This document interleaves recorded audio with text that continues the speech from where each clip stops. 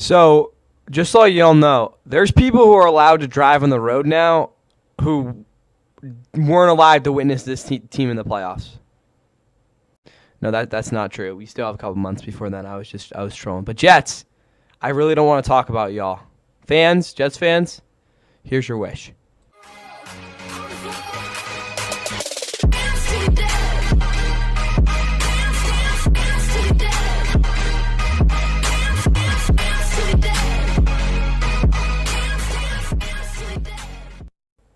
And with that, what is going on, guys? Welcome back to the Fun NFL. Please like and subscribe. Hope y'all are ready for the New York Jets 2026 roster. I'm not ready for it. I don't think anyone else is ready for it. I'm ready for Aaron Glenn to get fired. I mean, again, there's just not much really else to say there.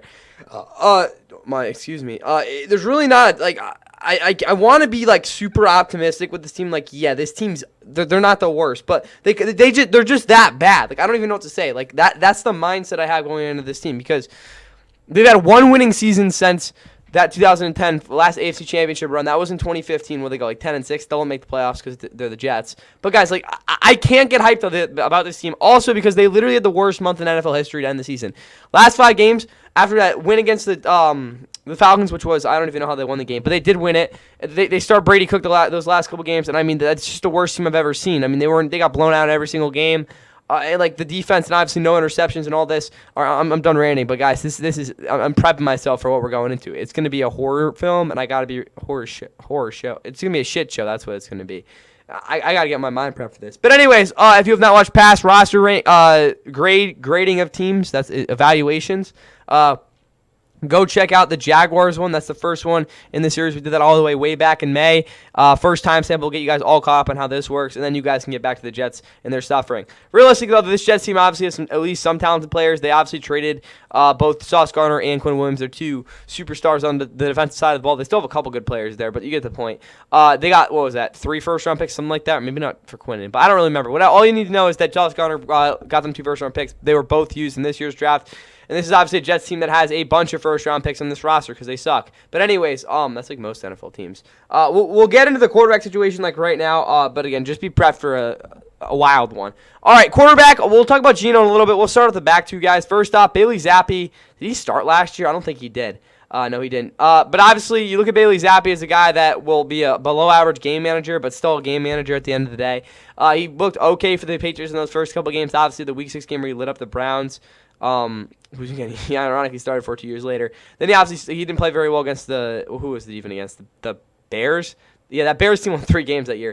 2023, he was the majority starter for them. Nice touchdown interception ratio. He was the better of the worst with him and who was the other starter?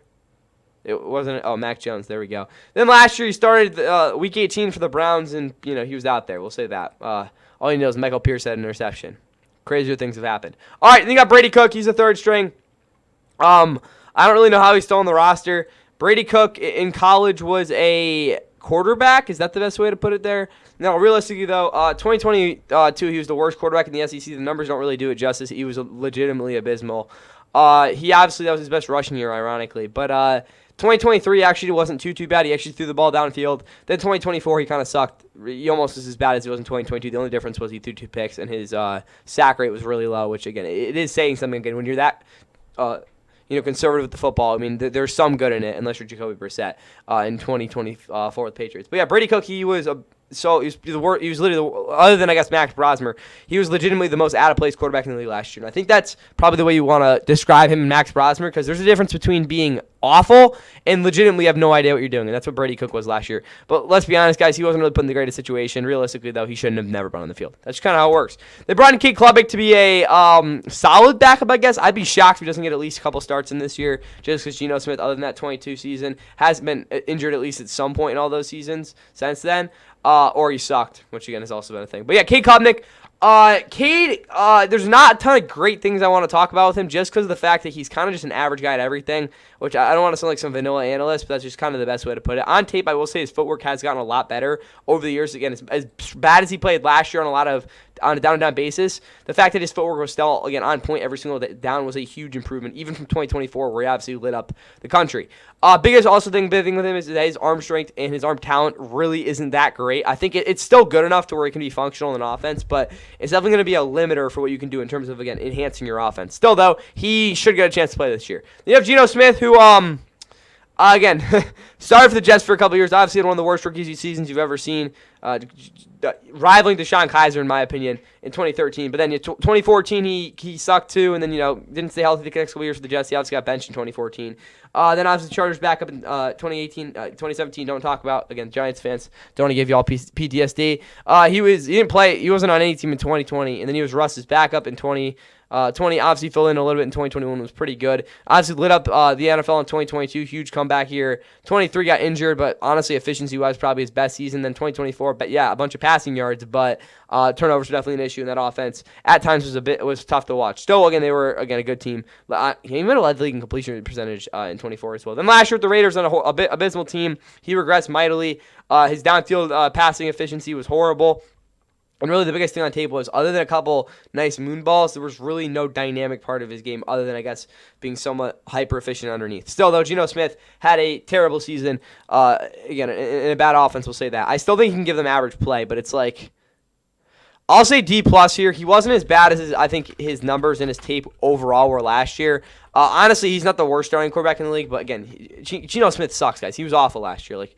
I honestly don't think he's that bad. The situation isn't as bad as people want to say it is, because he at least is an NFL quarterback that has had tremendous success at times. For that reason, I'm going to say a D+. You could argue it's a D. I wouldn't really care if you said to do that, but again, he's been really good in the past, and again, I'm hard pressed to see him being this bad. Again, in terms of in comparison to last year. Okay, guys, now moving into the skill positions here, and honestly, this is a group that I'm actually super hyped to watch, just because you have a lot of potential here, and honestly, not a decent amount of depth as well, which I think is something that definitely goes under the radar. We'll start at running back and go to receiver and tight end after that. All right, this running back room is very weird. Obviously, Breece Hall is their number one dude. He had his best rushing season by a mile last season. I guess as a rookie, he had 500 yards carry. That wasn't going to stick, though. 2023, that was his most used season, if not mistaken. Maybe not. No, I honestly think it was. Biggest thing from what I saw in 2023 was the fact that he's the guy that had that explosive potential. 2024, again, another solid season. The only difference was those big plays weren't as often. He also fumbled 5 times. Last year, big plays, while they weren't technically as common carry to carry, there was a lot more of them, and he was definitely a lot lighter on his feet throughout the season. Just hats off to Breece Hall, his first 1,000-yard year. He had a really solid season last year. As a receiving, obviously career low, and I guess not a career low, but basically a career low in receiving yards. But realistically, he had no one throwing the football, and the pass that he was getting was a dump off. So good for Breece. I'd like to see him in a little bit more of a diversified screen game, because they don't really have much going on there. Braylon Allen's the backup, who they just ignored last year. To be fair, he kind of sucked in preseason, but also he only played 4 games last year. He was injured the whole entire year. As a rookie, other than that, 1 game against the Titans in week, 2? So his second career game, he really didn't have a ton of action, guys. I'm going to be honest. I guess the Patriots game he did. But yeah, the biggest thing with Braylon Allen is he needs to be a downhill back who just hasn't been able to do that. And you look at him in that Wisconsin offense, even dating back to when he was in college, he really wasn't in the right system. That was a big issue with him. But he's a big back, guys. 6'1", 235. He's a bowling ball. Get in the right situation, guys, and look out. Then you have Isaiah Davis as the third string. He's honestly pretty gross. Last year, he was not a fun guy to watch get tackled, because, bro, he could break tackles, I'll tell you that. And he honestly has a decent bit of power in this game. Also, as a receiver, he's got really reliable hands and also a solid vision. Problem is, he's not a guy I want to see on the field every single down, because there are times where he kind of just does get overwhelmed. But he honestly was gross last year. I'm not going to even lie, guys. He should be getting a little bit more used than I think people would say. And Keenan Wago is a returner, and he's just, there for vibes. But for this running back room, for me, I'm going to give it an A-. I honestly think there's a lot of potential there. Breece Hall is an arguable top 10 back. Maybe not quite there, because there's a little bit of a ceiling in his game. But Braylon Allen's a guy that is tremendously talented. And again, Isaiah Davis, again, was arguably the best third string back in football last year. He was that good. So, and again, I've seen limited touches. But I'll say an A-. I actually like that group a lot. You could argue it's a B+, but I think Breece Hall does deserve that respect, at least to a certain extent. Fantasy-wise, maybe not, but who cares? Now move to wide receiver. This is a very enticing group. The problem is you don't really have a lot of proven commodities here. Garrett Wilson's, again, of course, the number one guy. He somehow led them in receiving yards last year with 395. And he only played 7 games, and he really didn't get the ball much. Biggest thing with Garrett Wilson, again, this is by far the best quarterback he's had, which is saying something. But yeah, Geno Smith, there's no reason him and Geno Smith, at least for him in terms of his contract sake, there's really no reason that he just signed a contract, right? Am I a brick? Yeah, I'm actually a brick. But for his sake, coming into this contract, I expect him to go for 1,500 yards if he stays healthy. I know how crazy that sounds. Like, that's an obscene amount for any receiver. But if there's a guy who's going to do it this year and kind of have that breakout season where you're like, yeah, this dude's one of the best receivers in football, it is going to be Garrett Wilson. Even in 2024 with Aaron Rodgers, he truly really wasn't there the whole time. Obviously, Devontae Adams being there was at least a little bit of an adjustment, but still, I need to see Garrett Wilson getting back to being that big play guy downfield because obviously his route tree is one of the best in football. It just, can this guy get into, again, really put together that massive season and just dominate game to game, which is something I don't think throughout his career is kind of going north. There's times where Garrett Wilson, I won't say he's invisible, but he's not that go-to option, I'll say. But obviously, he's one of the higher potential guys in football. He's a very, very good receiver. Donnie Mitchell, I mean, I guess he put up numbers last year.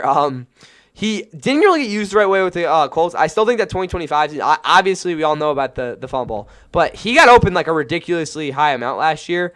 And when he went to the Jets, obviously it was a little bit of a mess. But is he a number 2 receiver? I'm not confident in saying that. But again, he's still got that superb. Is just so good at the top of the route. Like, as bad as people are going to meme on him because he's got brick hands and he had that fumble against the Rams, this is a guy that just he wins at the top of the route, and it's very, very hard to like for a cornerback to kind of read how he's tracking the ball down the field as well. So just he's got some very advanced techniques there and just overall footwork, and it is something that you really need to, again, pay attention to because he does do a lot of good things. It's just the fact that he doesn't really put it together, and he makes some really dumb instinctual actions on the field. I know how stupid that sounds, but that's just the best way to describe it. You're like, what the is that guy doing out there? But Donnie Mitchell, I don't even know what to say. Omar Cooper, he'll be the number 2 receiver. He's very physical. He's a guy that can take the press really, really well.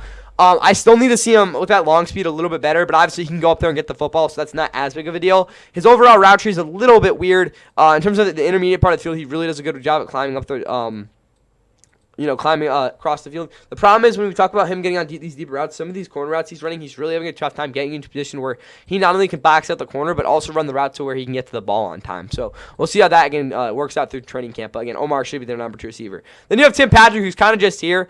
Last year with the Jaguars, I'm not going to lie, guys, I didn't really see him ever on the field. I'm just not going to lie. I just didn't.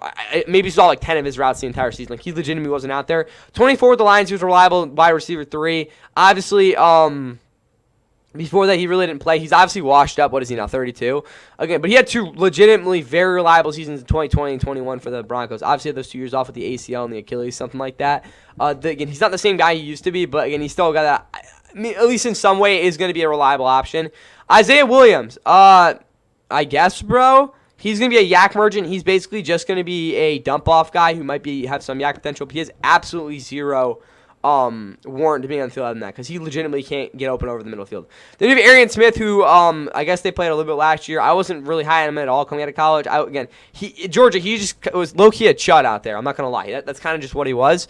And he really didn't show me anything different in the NFL last year. Callan Lacey's a guy to watch out of Louisville. He's a guy that has shown some dynamic play in the past, and all the other guys are kind of just chuds. So, yeah. For me, though, this receiving core honestly isn't as bad as people think it is. I'm going to give them a B-. That might be honestly a little bit generous, too. Donnie Mitchell, what have you seen here? But, again, Omar Cooper is a very interesting guy. Tim, I got to give it a C+. It's just there's just not a ton of provenness here. I want to give it higher because I actually like where things are going here. I really think Donnie Mitchell is going to have a year, but legitimately in the NFL, he has been a pretty bad player in the league so far. It's just the case. As much as I like his tape, there's a lot of bad routes, too. All right, now we move to tight end. Kenyon Sneak is going to probably win Offensive Rookie of the Year if all things go according to plan here. I don't really want to see him blocking a lot. I'm honestly pretty ticked off when they put him in a primary blocking role in terms of getting Breece Hall sprung. I'd be really pissed if they do that. They might, though. They're the Jets. But realistically, for him, we'll be running a lot of intermediate and deep routes down the field, and don't be afraid to dump it off to him as well. Kenyon Sneak's going to be an absolute monster this year. He's one of the more athletically talented tight ends we've ever seen. Mason Taylor.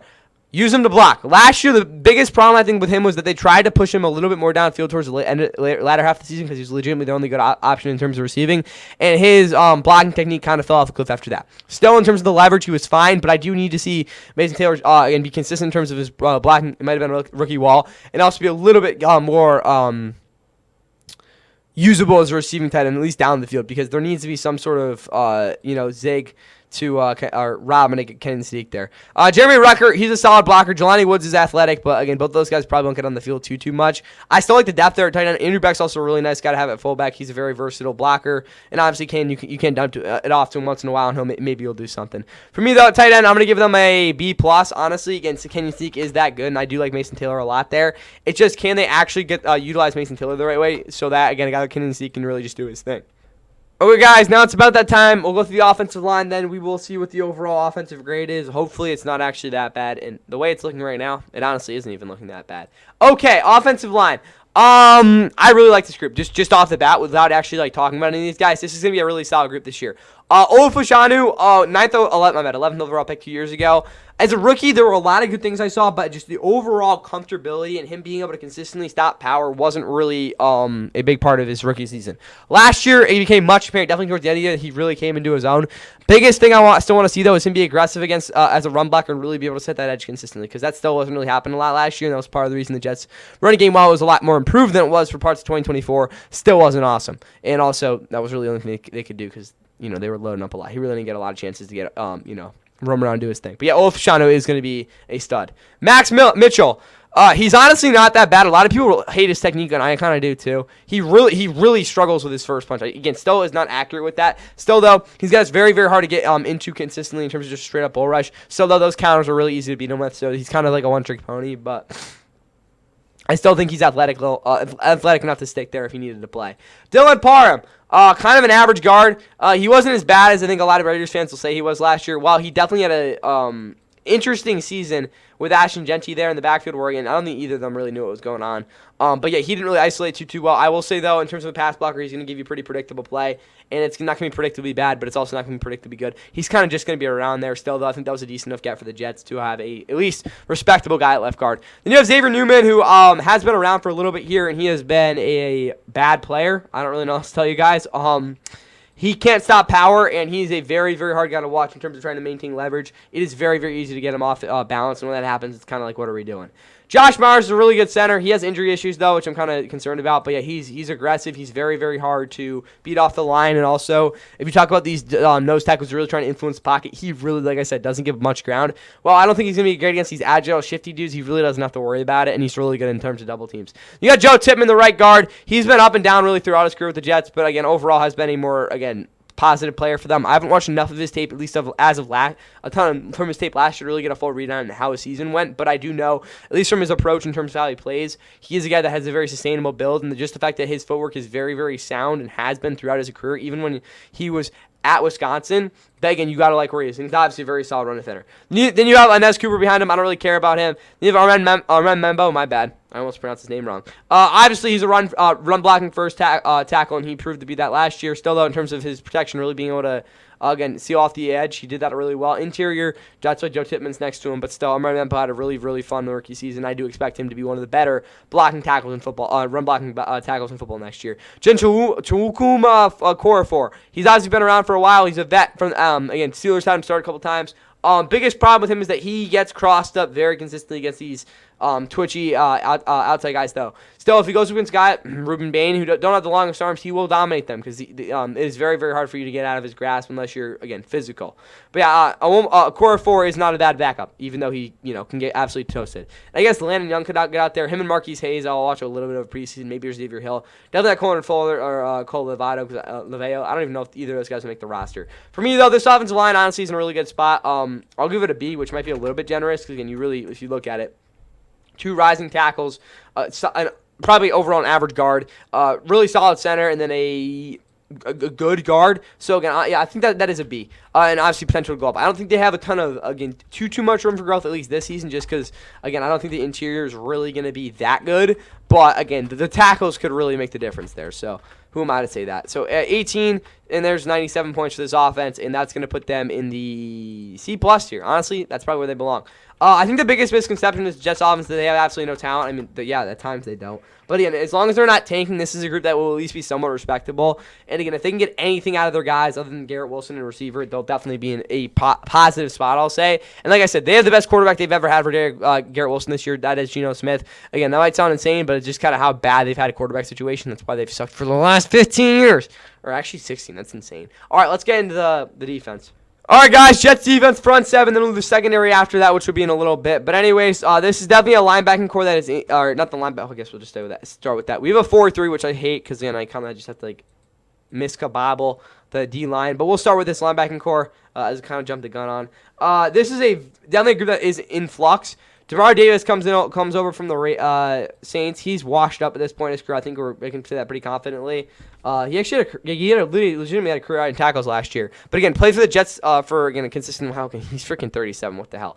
In coverage, he's still a guy that makes enough impact in terms of being a instinctive zone defender where he can at least be somewhat respectable there, but obviously do not put him in main coverage. He can't cover a fly. Again, still super duper gaps down. He will be the guy that mans this defense, and he'll be really productive against the run. Last year, he still wasn't bad by any means, but obviously he is not the same player he was 5 years ago. Still forces turnovers, though, which is pretty cool. He's a playmaking, risk-taking linebacker, and that's what he's been his entire career.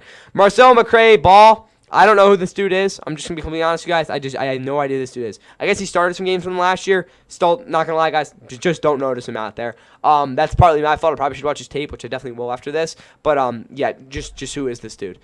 Jamie Sherwood. Yeah, he can't cover. That's really the evaluation I made on him. Very sound tackle. I really like his technique, but he can't cover, and that's just kind of an issue. Against the run, though, he's very solid, which is cool. It's cool. Then you have Jaden Keller. Who the hell is this dude? No, actually, though, he was actually pretty good for Virginia Tech last year. That's why he's a UDFA. But he has a lot of work to do throughout the preseason to really get himself in a good spot. But honestly, one of the better UDFAs out there. He does have the capability to be a cover guy. It's just the fact that you look at him in terms of his zone coverage, he has literally no instinctual naturalities there. That's not even a word. But, yeah. Hopefully he can make up for that. Then you have Kiki Maliaga out of Miami. He's boring, but he doesn't do a bad job. I low-key don't think he missed a tackle last year, and in coverage he is honestly not even that bad. So he should be a good player this year. Then you have Michael Walker, former Falcon. He's a thicker dude.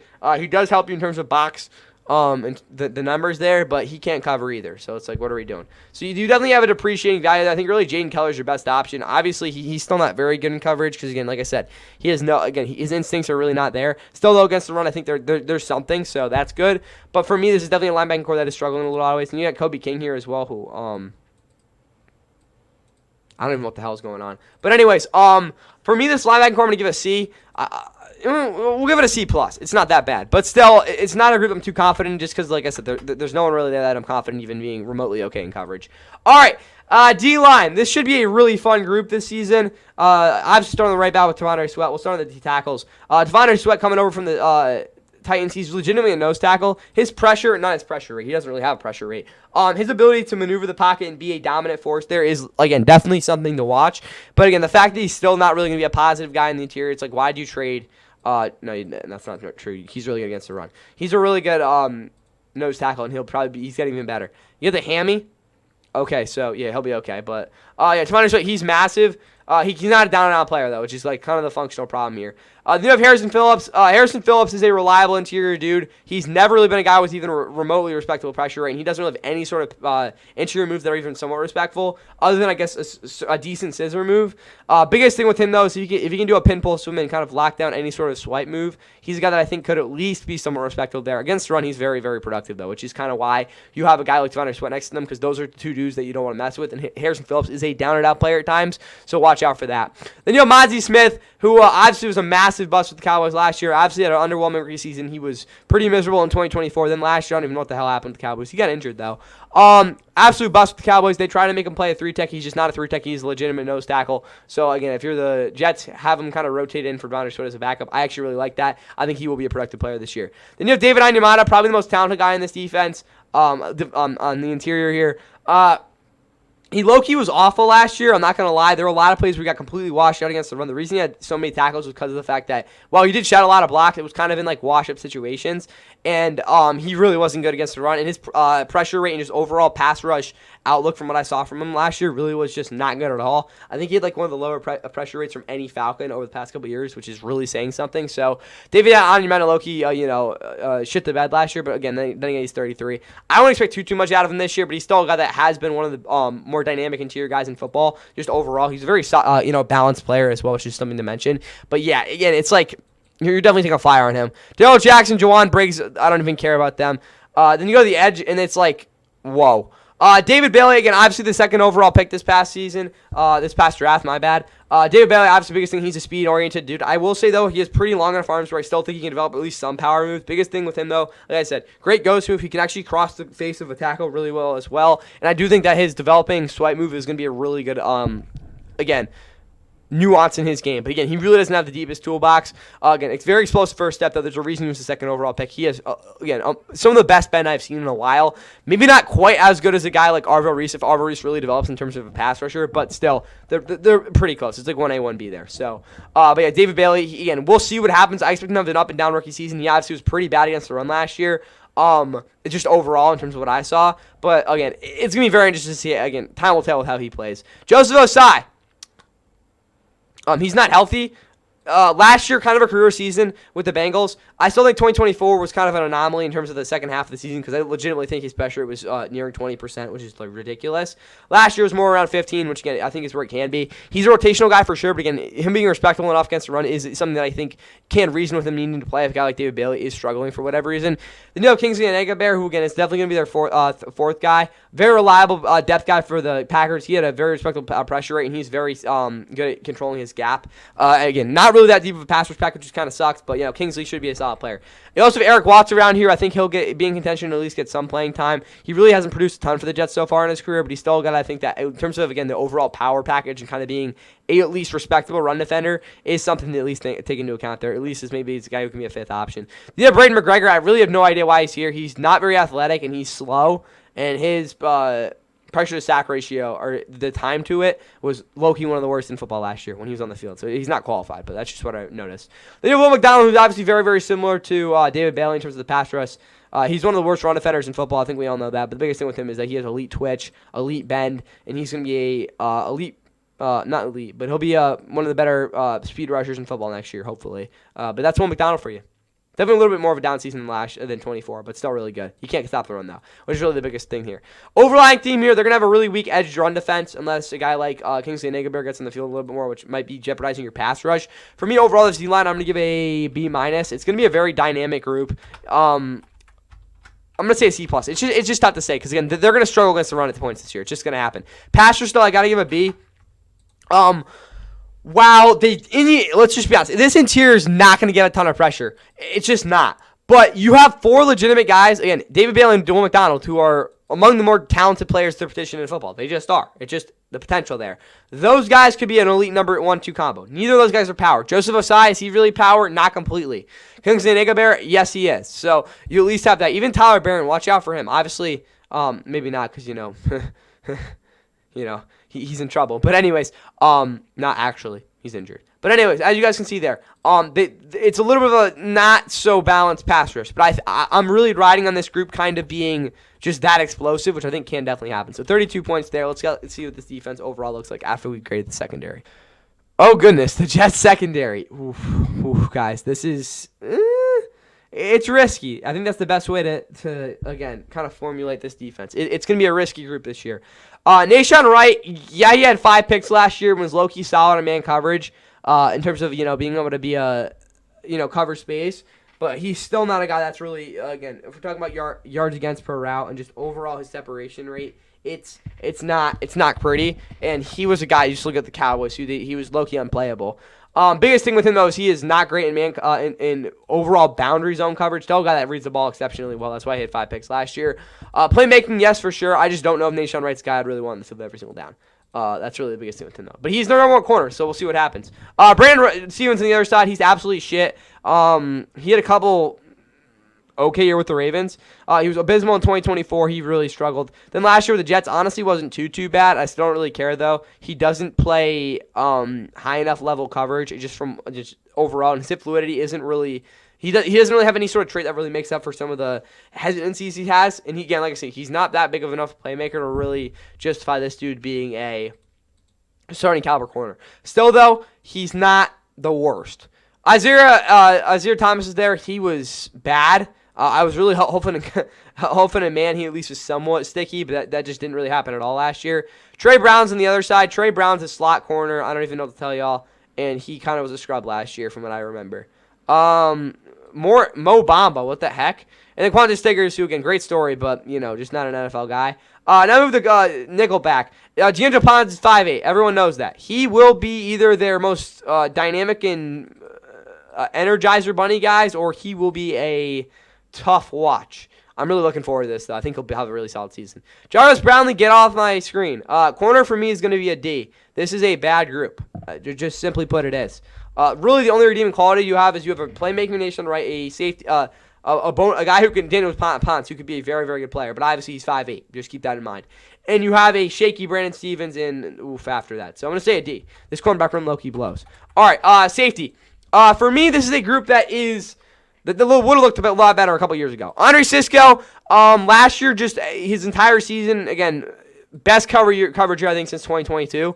The biggest issue was, other than obviously the big injury, was the fact that he didn't consistently make tackles in the open field. And for a guy that will be asked to do a lot of that this year, it's like, what are we really doing here? But yeah, still, Andre Sisco had a solid season last year. Malachi Moore will get on the field a lot. He probably will be their nickel backer. The problem with him is he can't tackle really well, so please fix that. Minka Fitzpatrick is really washed up. Last year for the Dolphins, he was honestly okay, but still, like, the range is completely gone, and his speed is shot.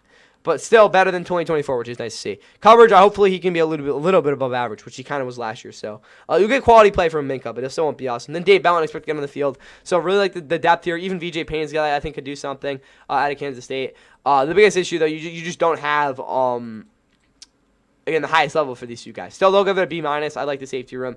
I think Andre Sisco could have a really solid season. Minka is a solid player right now. I'd want to give it a B, but, like, I'll give it a B. I think to say again, it's hard to say because Minka's just not the same player he used to be. I just like how far has he fallen off? That's really the question, though. And again, obviously, Malcolm Moore and Dane Bellin probably playing nickel at some point. And even Dean Clark. Watch out for Dean Clark, bro. But anyways, if we calculate the overall grade here, 18, 12, 32, 4, and 24, we get 90 points. 90 points for this defense is going to put them in the C- here, which is kind of where they belong. Talent-wise, is not the worst. There's definitely some really talented players in this defense. It's just the fact the secondary is very disjointed, and the pass rush, as well as the front seven. There we go. All right, C- for this defense, and the overall grade will be revealed, like right about now. But before we can do that, I will talk about the special teams unit and what a special team unit is. Jason Sanders, he didn't play last year, I guess. I don't know. I can't really tell you why. Oh, didn't he lose a kicking battle? He was nasty in 2024, though. I remember that. That was by far the best year of his career. I mean, I guess 2020, he was just as good, but I don't really remember that. So I'm going to say 2024, he was better. Jason Sanders, again, I don't even, was he injured last year? Jason Sanders, injury, 2025. Hip. That's not good. That's me too. But anyways, Austin McNamara, he's a good punter. He's got a big leg, but he's not very accurate. So, Isaiah Williams, I don't really care. Keenan, you had that one huge return or a couple of huge returns for the Vikings like 5 years ago, and it was actually 5 years ago. Thomas Hennessy. I mean, if he gets free beer, that would be cool. But anyway, for the Jets special teams unit, low-key blows. I'm gonna give it a D+. I mean, Sanders was good in the past, I guess. Depth, quarterback depth, I'd give a D+. It's Kate Klubnik and Yeesh, so yeah, D+. Running back, I give a B-. We're probably at a C so far. Receiver depth, I'd probably give a C as well.